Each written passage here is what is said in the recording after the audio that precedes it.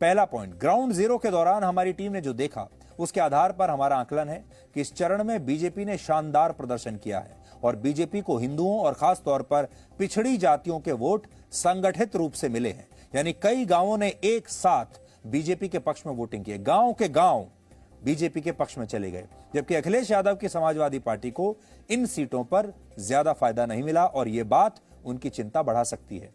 अखिलेश यादव इस बात को जानते थे और इसीलिए उन्होंने इस चरण में मुस्लिम और यादव समुदाय के उम्मीदवारों को कम टिकट दिए थे, लेकिन इस बार उनकी यह सोशल इंजीनियरिंग ज्यादा प्रभावशाली नहीं रही। दूसरा पॉइंट यह है कि पहले और दूसरे चरण के बाद अब बीजेपी को बाकी के चरणों में ज्यादा नुकसान नहीं हो रहा।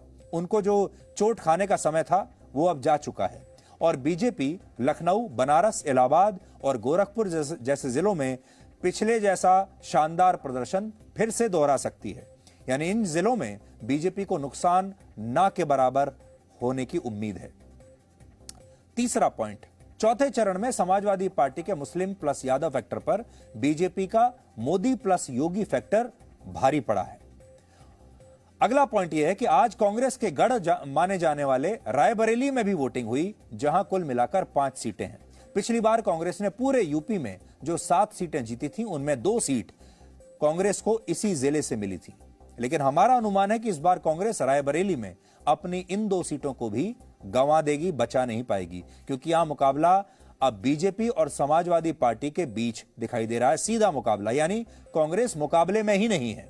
कांग्रेस अध्यक्ष सोनिया गांधी रायबरेली से सांसद हैं, लेकिन इस बार उन्होंने रायबरेली जाकर चुनाव प्रचार ही नहीं किया और प्रियंका गांधी वाड्रा भी कुछ खास कमाल नहीं कर पाई और राहुल गांधी ने अपने आप को उत्तर प्रदेश के चुनाव प्रचार से काफी हद तक दूर रखा है। राहुल गांधी भी वहां नजर नहीं आए, यानी उन्होंने सब कुछ प्रियंका गांधी वाड्रा पर छोड़कर रखा है और प्रियंका गांधी वाड्रा ने मेहनत तो बहुत की, इसमें कोई शक नहीं है, दिन रात एक लगा दिया, लेकिन दुर्भाग्य यह है कि कांग्रेस को फायदा नहीं हुआ।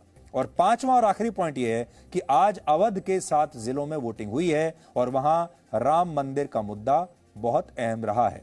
और एक बात और है, आज कुछ सीटों पर प्रत्याशियों के नाम पर वोट नहीं पड़े, बल्कि वोट पड़े हैं योगी और अखिलेश के नाम पर। और ऐसा हमारा आकलन है कि चौथे चरण की कुछ सीटों पर कांटे की टक्कर भी हो सकती है और यहां कई सीटें ऐसी होंगी जहां हार जीत का अंतर 500 से 1000 वोटों के बीच हो सकता है। कुल मिलाकर समाजवादी पार्टी पहले से ज्यादा अच्छा लड़ी है आज के फेज में भी, लेकिन बीजेपी को बहुत ज्यादा नुकसान नहीं कर पाएगी।